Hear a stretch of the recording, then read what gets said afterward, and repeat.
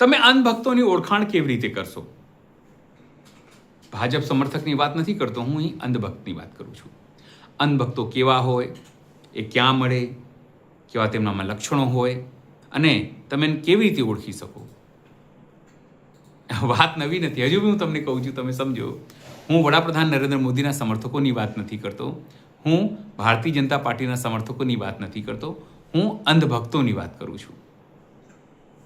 કેવી રીતે ઓળખશો? ફરી પૂછું છું. તમારી પાસે કદાચ નહીં હોય કે નહીં ખબર, તો એક સામાજિક આગેવાન છે, એડવોકેટ છે, વિજયભાઈ બારૈયા. જો તેમને સાંભળશો તો તમને ખબર પડી જશે કે અંધભક્તોમાં શું લક્ષણો હોય. તેમના માથા પર શિંગડા હોય છે કે નહીં, શું તેમના 4 હાથ હોય છે, શું તેમની જીભ 2 ફૂટની હોય છે, શું તેમના 3 આંખો હોય છે, સૂંઘવાની શક્તિ તેમનામાં વધારો હોય છે, દિમાગની જગ્યાએ ગોબર હોય છે. આ તમામ વસ્તુઓ એ મને નથી ખબર, પણ વિજયભાઈ બારૈયા એ વિસ્તારથી સમજાવે છે કે જો તમારે અંધભક્તોને ઓળખવું હોય તો કેવી રીતે ઓળખી શકો છો. નમસ્કાર, હું છું ચિંતામણી પુતનેલ પટેલ. સ્વાગત છે આપણા અમારા કાર્યક્રમમાં. આવો સાંભળીએ વિજયભાઈ બારૈયા અંધભક્તો અંગે શું કહી રહ્યા. નમસ્કાર સાથી મિત્રો, રવિવારનો દિવસ છે, ખૂબ વરસાદ પડ્યો છે અને હાલ વાતાવરણ ખુલ્લું છે. હવે આજે વિડીયો બનાવવાનું કારણ અંધભક્તો વિશે છે કે આપણે અંધભક્તોને ઓળખવા કેવી રીતે, કે આ અંધભક્તો છે એ ઓળખાણ કેવી રીતે કરવી, કે આ ખરેખર મૂર્ખ છે, અંધભક્ત છે, વોટ્સએપ યુનિવર્સિટીનો સ્ટુડન્ટ છે, આ ઓળખાણ કેવી રીતે કરવી આપણે. તો તમે જ્યારે પણ અંધભક્તો જોડે ચર્ચામાં બેસો અથવા તો વાત તમારી નીકળે તો અંધભક્તો હંમેશા તમે એમને શિક્ષણની વાત કરશો તો અંધભક્તો તમને હિન્દુત્વની વાત કરશે. તમે એમને રોજગારની વાત કરશો તો એન્ટી નેશનલ કહે છે. તમે ખેડૂતોના પ્રશ્નની વાત કરશો તો ખાલિસ્તાની કહે છે. તમે વિકાસની વાત કરશો તો તમને એવું કહે છે કોંગ્રેસના શાસનમાં બોમ્બ ફૂટતા હતા, પેલા આમ થતું હતું, પેલું આમ થતું હતું. એટલે આ અંધભક્ત પ્રજાતિ, જેમ કે આપણે કોરોનાની અંદર હતું કે આપણે બીમાર જોડે નથી બીમારી સાથે લડવાનું છે, બીમાર જોડે નથી લડવાનું. એટલે આપણે અંધભક્તો સાથે નહીં, આજે અંધભક્તિ જે ચાલી રહી છે એની સામે આપણે લડવાનું છે.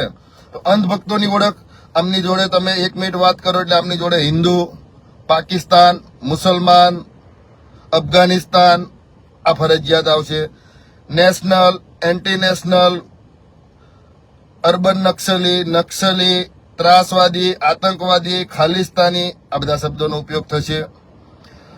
વત્તા હજુ અમને ઓળખવાનું દેશ મજબૂત હાથોમાં. પહેલા આમ થતું હતું, પહેલા આમ હતું, અત્યારે આ છે. ઉદાહરણ તરીકે પહેલા બોમ્બ ફૂટતા હતા, અત્યારે નથી ફૂટતા, તો કોણ ફોડાવતું હતું એ ખબર નથી. જેમ કે પુલવામા અટક થયો તો એના આજ સુધી આરોપી નથી પકડાયા. પછી જે કાશ્મીરમાં 2-3 અટેક થયા એનાય કોઈ આરોપી નથી પકડાયા. ખાલી ગમે. આ તો સારું થયું રામ મંદિરમાં કોઈ મુસ્લિમ ટ્રસ્ટી નતો, નકર અત્યારે વાડી ચોરીને બધું મુસ્લિમમાં છે. રામ ભગવાનના પૈસા છે કે મુસ્લિમ ચોરી ગયા. ગોદી મીડિયાને ભક્તો થોડાક લાગ્યા તો છે જ તે કે રામ મંદિરનો જે ફાળો ચોરાયો એ ફાળો પાકિસ્તાનના તાર કે અફઘાનિસ્તાનના તાર કે અથવા ચાઇનીઝ એજન્સીઓના તાર જોડાયેલા છે ને એ લોકોએ આ ફાળાનો દુરુપયોગ કર્યો છે એવું અમને હજુ લાવવા માટે મથી રહ્યા છે, પણ આવતું નથી. કેમ કે ભગવાનને જો આ ના છોડતા હોય તો આ દેશની જનતાને તો આ ભારતીય જનતા પાર્ટી બિલકુલ છોડે નહીં. કેમ કે અધધ પૈસા વાપરે છે આ લોકો સરકારના, અને મંદિરના નામે એવડા કૌભાંડ, જગ્યા ખરીદવાનું કૌભાંડ, બાંધકામનું કૌભાંડ, જીર્ણોદ્ધાર વહેલું કરવામાં વાહવાઈ લૂંટવાનું કૌભાંડ જ કૌભાંડ. અંધભક્તોની ઓળખ તમે કોઈ પણ સોશિયલ મીડિયામાં પ્રશ્ન ઉઠાવો કે લાઈવ ગમે ત્યાં પ્રશ્ન લાવો એટલે એમની પાસે જ આ તો ખોટું છે. એટલે એ જ બધી ભક્તિ સાચી. હિન્દુ તો કે 2014 પછી મોદી ભક્તો પેદા થયેલા એ જ હિન્દુ. એટલે ભાઈ અમે પેદા થયા તમારા સર્ટિફિકેટથી નહીં, અમારા બાપા હિન્દુ હતા, અમારી મા હિન્દુ હતી, અમે હિન્દુ છીએ. તમારા ડુપ્લિકેટ સર્ટિફિકેટની અમારે જરૂર નથી કે હિન્દુ છીએ કે નથી, અમે આતંકવાદી છીએ, ખાલિસ્તાની છીએ, દેશ વિરોધી છીએ. આ બધા જે તમારા ડાયલોગ છે અંધભક્તિના એ તમારી પાસે જ રાખો. આ હવે લોકો જાગૃત થયા છે, ખૂબ જાગૃત થયા. અંધભક્તિને ઓળખવાની નિશાની ફરી મિત્રો યાદ કરાવું. પાકિસ્તાન, અફઘાનિસ્તાન, હિન્દુ, મુસલમાન, ખાલિસ્તાન, ધર્મ વિરોધી, રાષ્ટ્ર વિરોધી, દેશદ્રોહી, અર્બન નક્સલી, વિકાસ જોવાતો નથી, વિશ્વગુરુ, આ બધા જે શબ્દ વાપરે એટલે તમારે સમજી જવાનું કે અંધભક્ત છે. એની જોડે બહેસ કરીને આપણો ટાઈમ બગાડવો નહીં મિત્રો. કેમ કે બહેસ કરવામાં શું છે કે પેલા અંધભક્ત એના લેવલે આપણને લાવે કે અંધભક્તિના, પછી આપણી જોડે બહેસ કરે. જેમ કે એમના મોટા અંધભક્તો જાહેર કરે છે કાયમ પેલું શું કહેવાય કે 10 વર્ષ માટે અનામત હતી, પછી અંગ્રેજો પાસેથી આપણે આઝાદી લીઝ ઉપર લીધી છે, આવું બધું જે વોટ્સએપ યુનિવર્સિટીમાં જ્ઞાન આવે. જેમ કે પેલા મુગલો આવીને મંદિરો લૂંટી ગયા હતા, તો અત્યારે કયા મુગલ લૂંટે છે એ તો ખોલો, એ તો ઇતિહાસ ભણાવો.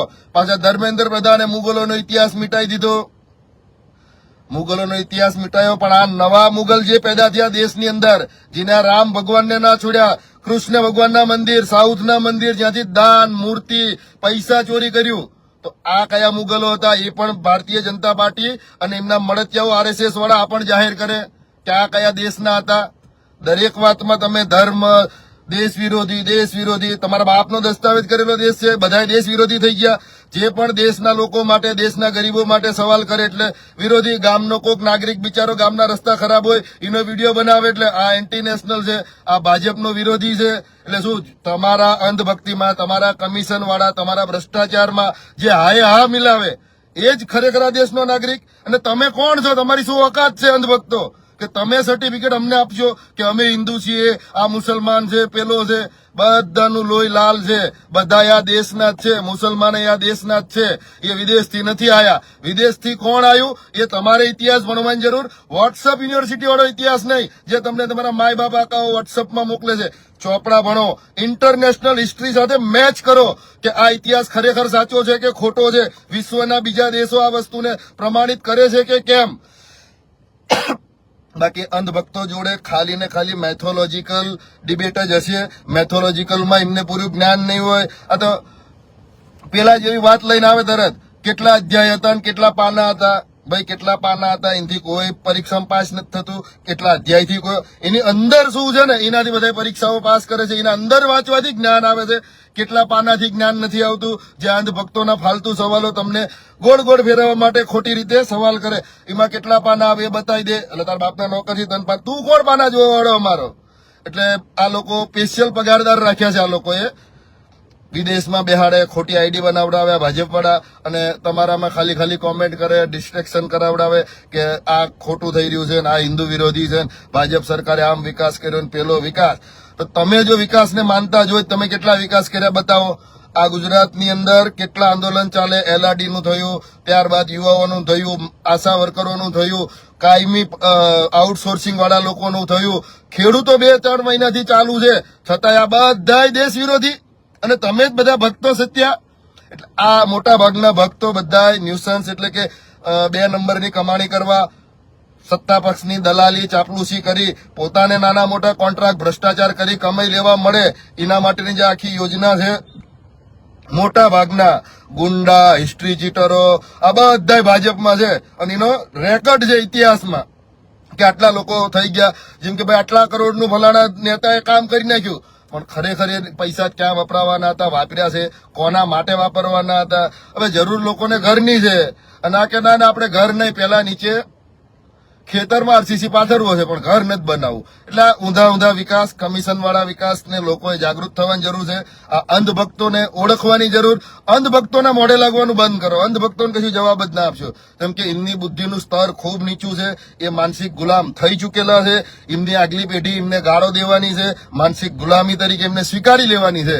એટલે સાથી મિત્રો, અંધભક્તોની ઓળખ ખાસ કરતા થઈ જાઓ અને અંધભક્તોથી દૂરી રાખો, જેથી કરીને આ સમાજ, આ દેશ, આ વિસ્તાર બધાનું ભલું થઈ શકે. અને અંધભક્તોને ખાસ ઓળખી કાઢજો, કેમ કે આ દેશની પથારી ફેરવવા જેમ અંગ્રેજોના દલાલ હતા આરએસએસ વાળા કેટલાક, જેને દેશની આઝાદીમાં કોઈ સહયોગ નથી, એવા અમુક દલાલો જે હતા એવા ને એવા અત્યારે નવા દલાલો પેદા થયા છે, જેને અંધભક્ત તરીકે ઓળખવામાં આવે, જે દરેક વસ્તુમાં ધર્મ, જાતિના ઝેર ઓકી લોકોને ઝઘડા કરાવવાના, લોકોને ઉશ્કેરવાના આ જ ધંધો રહ્યો છે.